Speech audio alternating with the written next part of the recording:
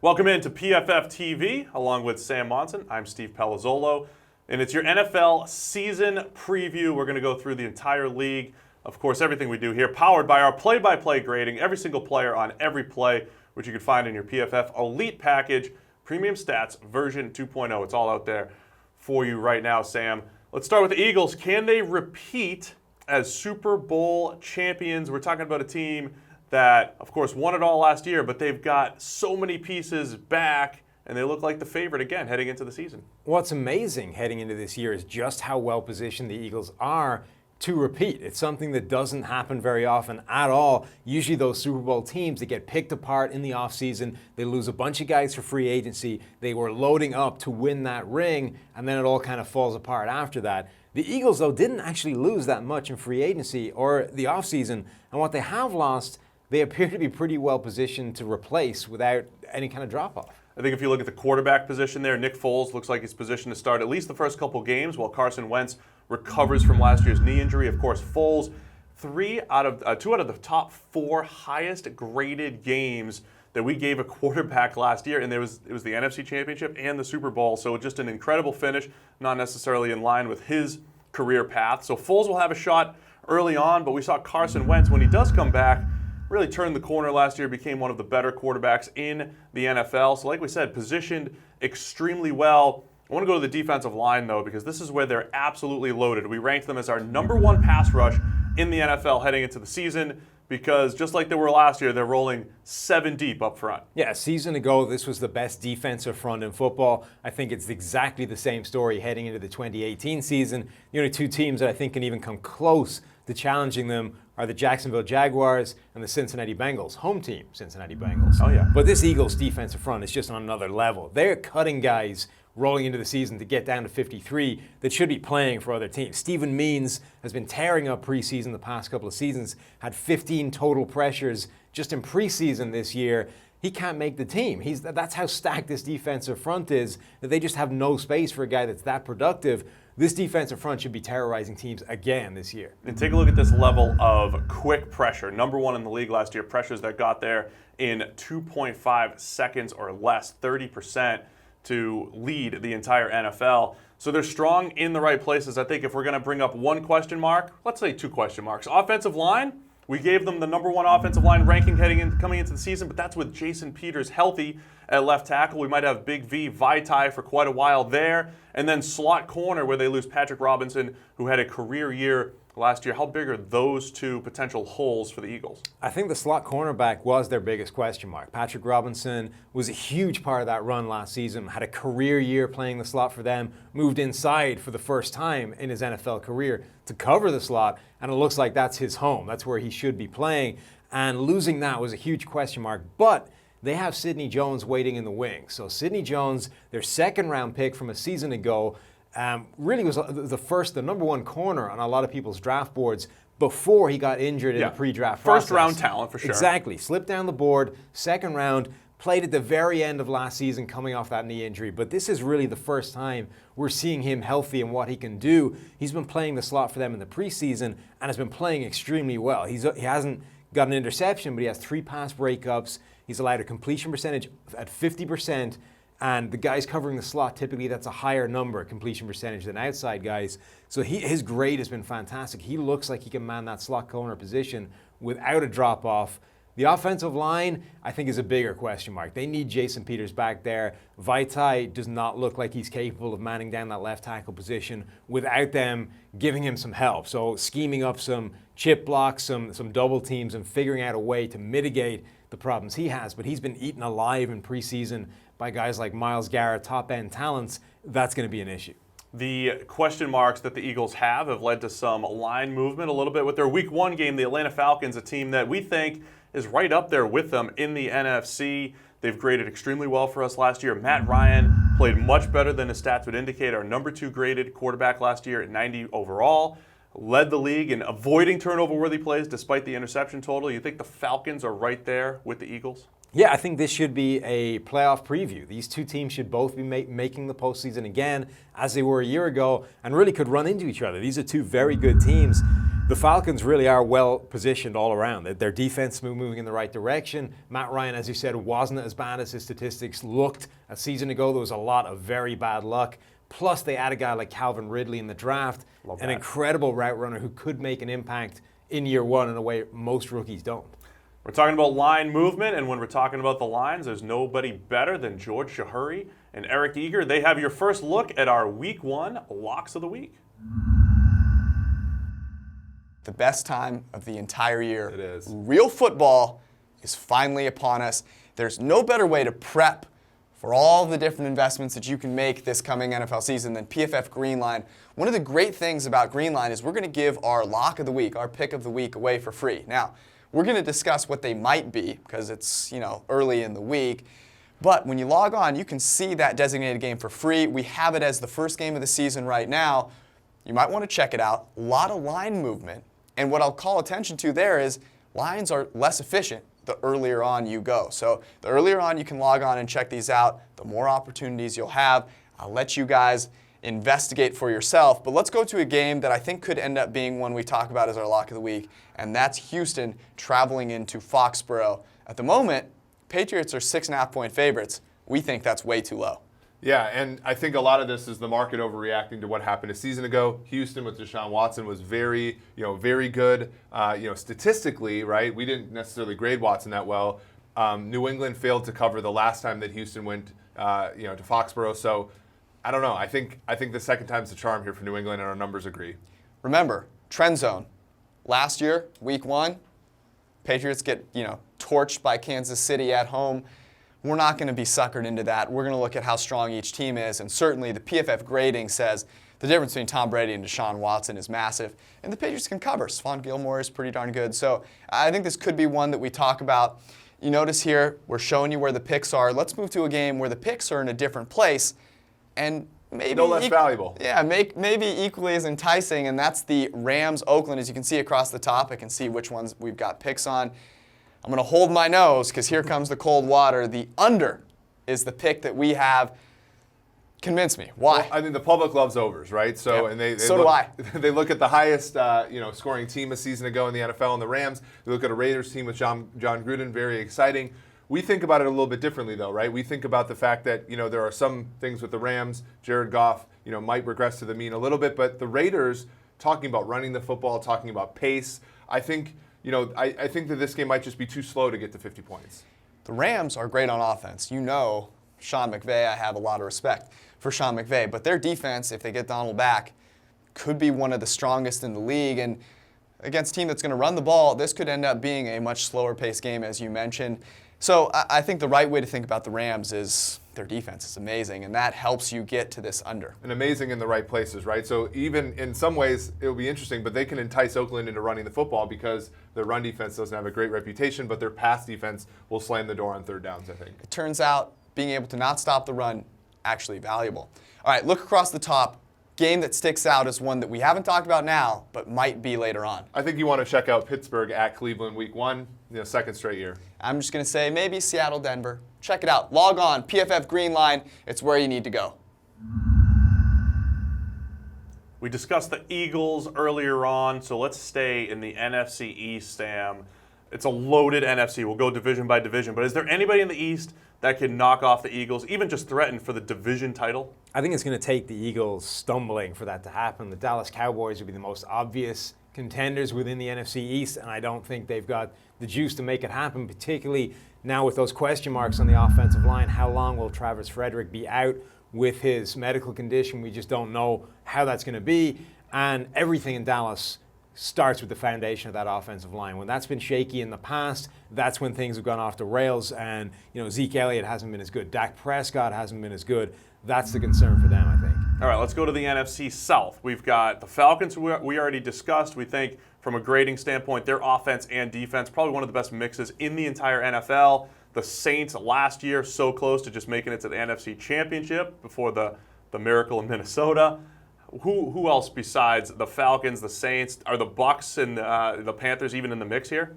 I don't think the Bucs are in contention. The Panthers could be, though. That offense has a chance to be really interesting with Cam Newton there united with Norv Turner, whose offense has been a little bit backward looking over the past few years. Which is perfect for Cam Newton. Exactly. A lot of 7-step drops, a lot of 2 receivers in patterns, a lot of deep down the field, which for most quarterbacks today does not suit them. For Cam Newton, though, it's what he does well. You can't make him into a high percentage passer. It's never going to happen. So instead, take advantage of the things that are low percentage that he can do that nobody else can do. So we've seen glimpses of that in preseason. We've seen Christian McCaffrey rolling in a way he didn't necessarily as a rookie. That offense, I think, could be something that it wasn't a year ago and kind of kick them back into contention along with the Falcons, along with the Saints. Yeah, and when it comes to the Saints, Drew Brees still playing at an extremely high level. They got Marshawn Lattimore last year playing just incredible football. Really helps to turn that defense around. They just invested in Marcus Davenport, a little bit stronger up front. So the Saints, I think, will be right up there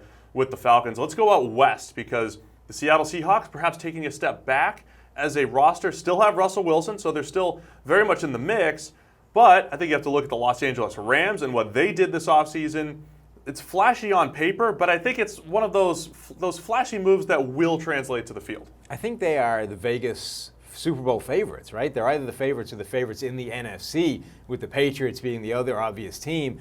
Everything looks good, right? But the question mark is just how good is Jared Goff? We know that Sean McVay's system is fantastic. It manufactures a lot of open throws. It did that a year ago. Goff missed a lot of those open throws, and that's why his PFF grade was good, not great. It was a massive step forward from his rookie season, but it didn't catapult him into that Carson Wentz kind of season. It didn't put him amongst the very best quarterbacks in the league, and given everything else around him, that's what they want to see from Goff. The situation is fantastic, but if he's going to take that next step, that's what turns them into real Super Bowl contenders. That and Aqib Talib and Wade Phillips' system, Marcus Peters, those 2 unbelievable corners playing man coverage in that system, going to be a great fit. And then staying out west, it's Jimmy Garoppolo and the 49ers. Small sample size, all that stuff, but he played great last year, number 4 PFF grade. And now maybe a star at every level of that defense. Richard Sherman at corner, Reuben Foster at linebacker, DeForest Buckner on the defensive line. Yeah, I think the 49ers are going to be better than a year ago, but they're probably not going to be fighting for playoff contention in a loaded NFC. If they're going to get out into the playoffs, it's going to be as a wild card team, which puts them at 10, 11 wins in this NFC. I just think it's going to be too much for the 49ers this year. And let's go to the North, maybe now the best division in football. It's crazy how loaded they are now with the Green Bay Packers, Aaron Rodgers, perhaps a revamped secondary with their rookies. We have the Chicago Bears now making that power move to go get Khalil Mack. Minnesota Vikings go get Kirk Cousins. How's this division shaping up? Yeah, this is fascinating. I mean, the Lions, I think, are probably the 4th best team in this division now, and they might not be bad. They could be a reasonable team. But the Green Bay Packers are always going to be in contention as long as Aaron Rodgers is their quarterback. Probably the most talented quarterback in the entire league. What he can do when it comes to movement in the pocket, what it comes in terms of arm strength, being able to flick passes completely off balance, putting them into windows that nobody else can hit. When Rodgers is on song, he's another level, and the Packers need him at that level to really be contending in this division, to come out of it. The Bears with Khalil Mack, that makes everybody else's job in this division harder. The offensive line just became a real area of concern for every other team in this division. You're dealing with a legitimate top 5 player in the entire league in Khalil Mack, plus they've got so many other things going for them. That defense is already in pretty good shape. You've got a new offense with Matt Nagy, those RPOs. We did a video, myself and Zach Robinson, breaking down what that offense could look like, and it could look spectacular. So the Bears could be really legit. And then the Vikings address the quarterback situation. They've kind of had these game managers the past couple of years. Guys that they don't make many mistakes, but they don't make that many high-end plays as well. They've relied on those receivers making those big plays. But Kirk Cousins is more volatile than that. You'll get more mistakes, but you'll also get more big-time throws. 16 of them in opponents' territory last year. That's a big number. So Kirk Cousins could be the guy to push the Vikings over the edge. And with Cousins, it's nice throwing to Adam Thielen and Stephon Diggs, but there's been one weakness to Cousins' game, and our QB guru Zach Robinson is going to explain why Kirk Cousins must improve his game in the red zone. One part of Kirk Cousins' game that can be cleaned up is inside the red zone. We've seen the past 2 seasons, there have been some struggles there. We've seen him in terms of our overall grades near the bottom in the NFL. When you break it down, not just inside the red zone, but inside the 12-yard line where defenses typically change their structures a little bit. You know, you get the basic stuff from the 20 and in, and then when they get to the 12-yard line, they change a little bit, and that's where we've seen Kirk Cousins the last couple years struggle a little bit. So he has not been able to elevate his playmakers in Washington. Let's take a look at a couple clips from last season in specific. But you can see we got a close game in the third quarter, a 3rd and goal. A lot of these plays show up on 3rd downs inside the 12-yard line where he leaves some plays out there on the table and some decision-making inaccuracies show up. So let's run the clip. We've got just a corner route by our tight end. The back's going to have an option route out of the back. He's got 2-on-2 over here. He's going to the right place with the ball, but as you can see, Tramon Williams gets his hand up. The second angle is a great shot. He's got a lot of room in the back pylon to put this ball where it should be. A corner out in the red zone should be thrown to that back pylon. This is a great shot at it. He gets his eyes to the right place, undercuts the route. He's got all this space back in the back corner here. As you can see, this thing is severely underthrown, gives Tramon Williams a chance to make a play on the football. So some inaccuracy stuff inside the red zone. Let's take a look at the next clip against the Denver Broncos. And by the way, great play by Tramon Williams, just stretching out and getting a hand on that. But as we can see the angle, there's still plenty of space for him to make that throw. This next clip here, just a very basic concept in the NFL. We're going to have a shallow cross, we're going to have a dig, and then we're going to have a sit route, and then this guy has a dig route with the ability to return onto the outside. But this is just pure decision-making from him inside the red zone last season. We're going to see him hold the ball too long, ultimately force a throw over the middle of the field. But run the clip here. He's going to read this side of the field. You can see him hesitate. By that time, his eyes have been locked on Josh Dotson this whole time. Parks comes over for the interception. So some of those plays show up way too much. He's too good of a player to have these plays show up time and time again. He had some good play back in the red zone in 2015, 2016, 2017. Definitely struggled. The good news is, and the reason for optimism, is he's got Kyle Rudolph, he's got Adam Thielen, he's got Stephon Diggs. 3 guys that can really elevate Kirk Cousins inside the red zone, just like they did Case Keenum last season. So there's an area of the field and a spot to watch Kirk Cousins this season. It's inside the red zone. All right, Sam, we've spent almost the entire show discussing the NFC because it's a really deep conference. But what about the AFC? We've got the New England Patriots. They made it to the Super Bowl and lost last year. Of course, Super Bowl champs in 2016. The big question, can anybody dethrone the Patriots in the AFC? There really aren't that many teams, I think, that can. The NFC is absolutely stacked. Teams all over the place that should be contending for the playoffs. The AFC, really, it's the Patriots who we know going back to the playoffs every single year, if for no other reason than the AFC East is not stacked with alternative options. Outside of that, you know, the Chargers look to be pretty good this year. We thought they were good every single year for the past few years, and injuries keep striking. Hunter Henry's already down. They could lose some more guys, would set that back. The Steelers, though, look in good shape. They're the team that most obviously figures to challenge the Patriots in their division. The Jaguars in the AFC South have a real shot to do it as well. They could be held back by their quarterback, but those are the teams, I think. Yeah, they managed to work around Bortles, I think, last year. But I think when you talk about being strong in the right places, the Jags, that's exactly what they are. 76.4 passer rating allowed by their secondary last year. That was number 1 in the entire NFL. I still think the Tennessee Titans have a good enough roster. I know you're not a huge fan, but if Marcus Mariota plays a little bit better than he did last year, remember the grades were a little bit better than the stats showed, should be a little bit better this season, statistically at least, and then they've added a ton of pieces on that defense. What about the Chiefs with Patrick Mahomes? There are a lot of questions there. I keep coming back to, can he even duplicate what Alex Smith did last year? Alex Smith was our most efficient deep passer a year ago. Mahomes has the big arm, but even just duplicating Smith's numbers would be tough. Well, whatever about what Patrick Mahomes is going to do, have you seen what their secondary is?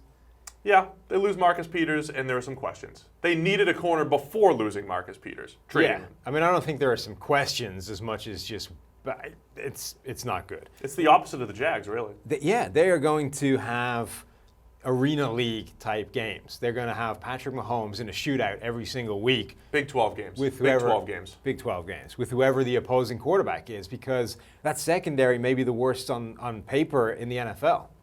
Yeah, so they've got some major question marks there. Let's circle back to the Steelers, though, because they have been the team that appears best positioned to beat the Patriots, but they struggle to beat the Patriots in head-to-head matchups. They don't necessarily have the horses to match up. Their defense has always been torched by Tom Brady in New England. Is this the year for Pittsburgh? Offensively, they're going to be playing similar to the Chiefs too, aren't they, with all those playmakers?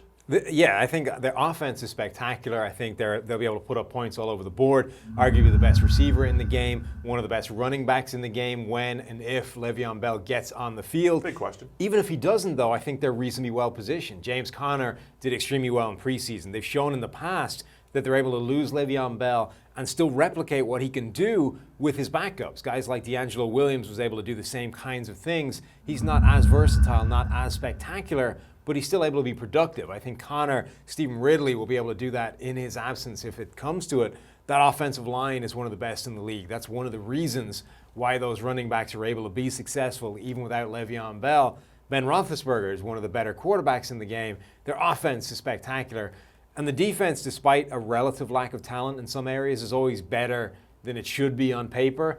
The defense, I think, will be okay. They're one of the only teams, though, who I think legitimately has to look at an NFL season and focus only on one team. How do they beat the New England Patriots? They completely changed their game plan last year to make it happen and almost did it, but not quite. Can they do it this year? Very much in position to do it, the Jesse James touchdown. As far as New England goes, losing Nate Solder at left tackle, replacing him right now with Trent Brown. Some question marks at wide receiver while Julian Edelman is on a 4-game suspension, and a little bit of turnover on the defensive side of the ball, but it looks like they've got better parts on the defensive side this year. So New England still the favorite in the AFC? I think they have to be. I mean, it's not the best looking Patriots roster heading into a season that we've seen over the past decade, but we know what you're going to get from the Patriots. You've still got the best quarterback in the game. You've still got arguably the best head coach of all time. This team is going to be contending. Well, I know our guy Mike Renner has a team in mind that can knock off the Patriots. It's one of his Super Bowl contenders, the Los Angeles Chargers. What's up, everybody? Mike Renner here, and I'm going to tell you why I'm picking the Los Angeles Chargers to dethrone the New England Patriots and represent the AFC in the Super Bowl this upcoming season. Couple big reasons why. The first big reason, these two guys, Melvin Ingram, Joey Bosa, what they do as a pass rushing duo is better than any other team in the NFL. They both had top 5 grades in terms of edge defenders last year in pass rushing. And the scary part about them is here, when you get into 3rd and longs, and they can deploy them basically anywhere up and down the line of scrimmage. On this play, they're both lined up outside left tackle Eric Flowers there. And if you're running a little bit, you can see this is not going to end well for the offense. Here you go. Bosa comes right into the left tackle, Eric Flowers on the stunt. Then you get Melvin Ingram looping inside. Bosa's way too powerful to the left tackle to be able to pick that up. Flowers obviously holds him, doesn't get called, but Melvin Ingram quick enough on the inside to loop inside the guard and finish the sack for the Chargers defense there. You're going to be seeing a lot of that this upcoming season.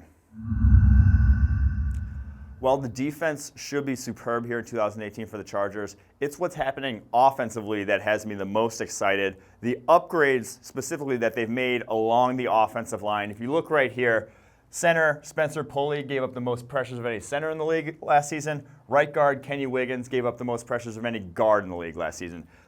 This season, in 2018, this is going to be Mike Pouncey. That's going to be Forrest Lamp, and there's reason to believe that they're going to be vastly upgraded at both of those positions. You watch this play right here. It's going to be a little play-action pass with the center popping around the edge, but they mess up this transaction right here. The center runs right into the right guard. Pressure gets right into Phillip Rivers' face there, and almost an interception. That was far too often the case for the Chargers last year, but when Phillip Rivers isn't under pressure, he's one of the best quarterbacks in the NFL. He just was under pressure way too often last year. Reason to believe that won't be the case in 2018.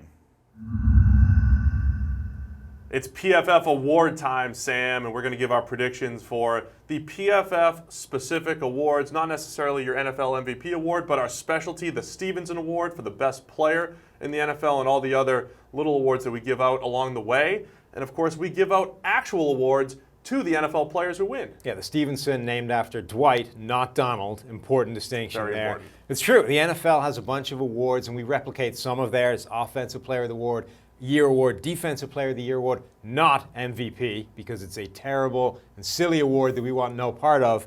But PFF does send out physical awards, actual trophies that we packed off in the mail to a bunch of NFL players last season. This could be yours this season as well, NFL players. If you play your best, if you do your best, you excel in the PFF system, you get one of these bad boys heading your way. There's your motivation for the season if you guys are watching right now. All right, let's get into the predictions. Let's start with Offensive Player of the Year. I'm going to start with Tom Brady of the New England Patriots. I know. The best 3-year grade among quarterbacks, our highest graded quarterback the last 2 years, the most accurate quarterback in the NFL, not falling off the cliff just yet. I'm going to go with Aaron Rodgers. I think he's going to come back after that injury-shortened season a year ago. He's got some new faces in Green Bay. There's some players there to help him. I think Aaron Rodgers is going to do something special this year. All right, our best receiver award, I'm going to go with Antonio Brown of the Pittsburgh Steelers. I'm going with the consistency here. Just unbelievable production the last few years, and he's even done it with Landry Jones at quarterback. So even if Big Ben gets banged up, I trust that Antonio Brown will still be the best receiver in the league. Yeah, I think Brown has been that guy for the past few years, but this is the season I think Julio Jones reminds people that he is the most physically gifted, freaky, talented receiver in the entire league. All right, our best coverage player award. Remember, this can go to anybody in the back seven, not just cornerbacks. So that's why I'm going with our 2015 winner, Luke Kuechly. I've got him bouncing back to the top coverage player in the entire NFL this year. The best coverage linebacker with his range, his instincts. He's going to make a ton of plays on the ball this year. I like it. I'm going to go with William Jackson III, though, Speaking of the shockers, Cincinnati Bengals. He's going to back up that phenomenal season he had a year ago. Now that he's a full-time starter, we are going to see one of the best coverage players in the entire league long term. Over to breakout player of the year, I'm going to start with Chidobe Awuzie from the Dallas Cowboys. He had a really nice preseason. He's going to see a lot more snaps at outside corner, maybe the best zone corner to come out of the draft a couple of years ago. I think he is going to have a breakout season. I'm staying in Cincinnati on the defensive line, though, this time, and going with Andrew Billings, a guy we kind of liked a few seasons ago coming out. Injuries really blighted his career so far, and we thought maybe we just missed on that evaluation. But he's been phenomenal so far in preseason. We might finally be seeing the real Andrew Billings. Over to best run stopper. Again, something that we do very uniquely over here at PFF. I'm going to go with the guy who has been the best run stopper in the league. I'm staying consistent here. It's Big Snacks, Damon Harrison, the best nose tackle in the NFL, and it's not even close. Disrupts plays and finishes them. That's Big Snacks. Yeah, you're betting the favorite here, and that's a pretty short odds for Damon Harrison to be winning this award. We might as well name it after him at this stage. If there's one guy that's going to topple him, though, I think it's Khalil Mack. Now with the Chicago Bears, the best run defender amongst edge rushers in the entire league. I think he's going to dominate those NFC North offensive tackles. Let's go with a team award now. The best offensive line. I'm going to say the Pittsburgh Steelers. I think when you just look at their O-line from 1 to 5, they're as consistent and as good with no huge weaknesses as any offensive line. So I'm going to go with the consistent 1 to 5 offensive line. Love the Steelers there. I like it. As soon as they get Jason Peters back, though, I think the Philadelphia Eagles has the best offensive line, 1 to 5, in the entire National Football League. So it may take them a few weeks to get Peters back in action, but once they do, I think this is the best line in the league. Sticking in the trenches, the Matthews Award for the best offensive lineman in the NFL. I'm going Zach Martin of the Dallas Cowboys. He's already moved himself into elite status at guard. I don't know if the tackle position is strong enough. All those guys are banged up, all those elite tackles. Going with Zach Martin, great in pass protection, great run blocker. I'm going with a guard as well, but it's a big free agent acquisition, Andrew Norwell. He is, I think, breaking out. Last year was his first really big season of being an elite guard. I think we're going to see another one this season now that he's in a new situation with that big contract. We got a couple more O-line awards. Let's go with the best run blocker. I'm going to stick with Zach Martin. If I think he's going to win the Matthews Award, I think he's also going to be the best run blocker. Martin can do it all in that Dallas run scheme. Yeah, I'm going to go with Brandon Brooks, though, the Philadelphia Eagles. Often the forgotten man when it comes to elite guard play in the National Football League. I think he's going to have a career year this year. We're going to see the best of Brandon Brooks, and the best of Brandon Brooks is one of the best run blockers in the game. And then for pass blocking, we mentioned the great Joe Thomas. He's moved on. He's retired. But last year, it was David Bakhtiari of the Green Bay Packers, who I think kind of took over as the best pass-protecting tackle in the NFL. So I'm going with him for best pass blocker. Yeah, it really is David Bakhtiari. There's basically no other answer to this. He is the clear best pass blocker in the entire league. If there's one guy, though, that's going to threaten him, it's Marshall Yanda at guard.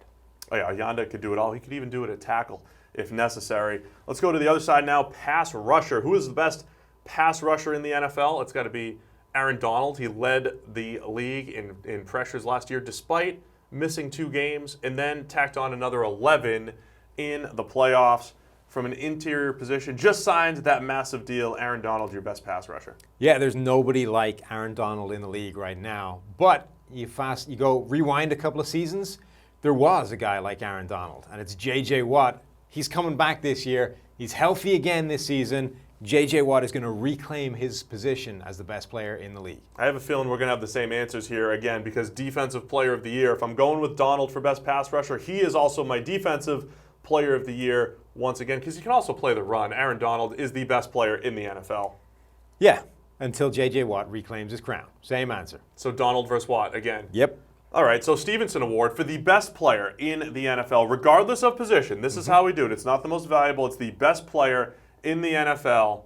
I'm going to go with Aaron Donald again, returning back to the number 1 spot here, just as he was last year, the best player in the NFL. And I'm going to go with J.J. Watt again. These are both What year is this? These are both former winners of the Stevenson Award. Both these guys have a PFF Stevenson Award to their name. At their best, they have both proven to be the best player in the entire league. This is the year I think we get to see them go head-to-head at their best. So there you have it. It's your PFF Awards. Let us know who you think is going to win each award in the comments. And of course, be sure to subscribe to the YouTube channel for some more great NFL content this season.